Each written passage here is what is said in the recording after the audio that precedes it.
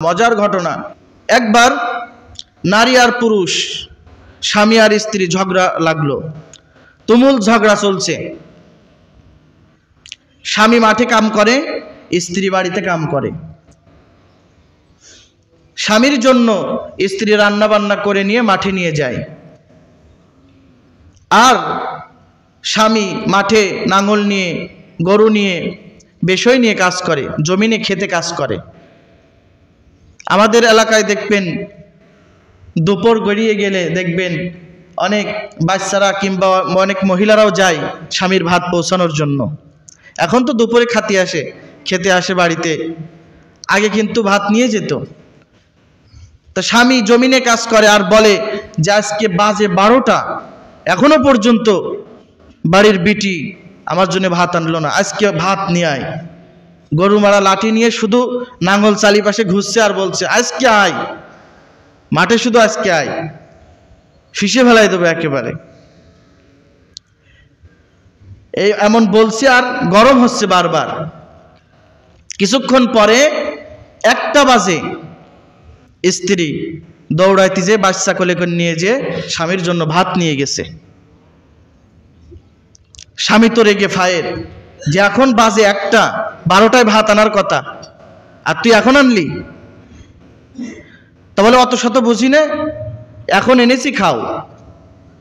দেখবেন স্ত্রীদের রাগ হলে কিন্তু এইভাবেই বলে। স্ত্রী এই কথা বলেছে, অত শত বুঝি না, এনেছি খাও, কোনো কথা বলো না। তা বলছে কথা বলবো না মানে, আনার কথা কখন, এনেছিস কখন? তা বলছে কালকে থেকে আমার কাজগুলো তুমি করবা আর তোমার কাজগুলো আমি করব। ঠিক আছে, স্বামী বলেছে ঠিক আছে, রাজি। স্ত্রী বাসায় চলে এসেছে, রাত্রেবেলা ঘুমায় আছে। ফজরের সময় স্ত্রী স্বামীকে কেনই দিয়ে গুঁতো দিয়ে উঠাই দিচ্ছে, ওঠো, উঠে যাও, ঘর ঝাড়ু দাও, উঠোন ঝাড়ু দাও, সকালের খাবার রান্না করো। স্বামী উঠেছে, কথা দিয়েছে, উঠান ঝাড় দিয়েছে। তো এক জায়গায় ময়লা খাবলা, সামনে আর একটু পরিষ্কার, আর এক জায়গায় খাবলা ময়লা পড়ে আছে, যেভাবে পুরুষেরা করে, যেভাবে দোকানের সামনে দেখবেন অনেকে ঝাড়ু দেয়, দেখেন না, উপরতে নিয়ে যায়, এভাবে ঝাড়ু দিয়েছে। আর স্ত্রী একটু পরে উঠেছে। কিছুক্ষণ পরে আবার স্বামীও গুতাচ্ছে যে কি ব্যাপার, এখনো ঘুমাচ্ছ, মাঠে যাওয়া লাগবে না? তাড়াতাড়ি নাঙ্গল গরু নিয়ে মাঠে যাও, আমার কাজ প্রায় হয়ে গেছে। সকালের খাবার রেডি করেছে, সকালের খাবার খেয়েই স্ত্রীকে গরু আর নাঙ্গল হাতে দিয়ে পাঠায় দিয়েছে। স্ত্রী কি পারে?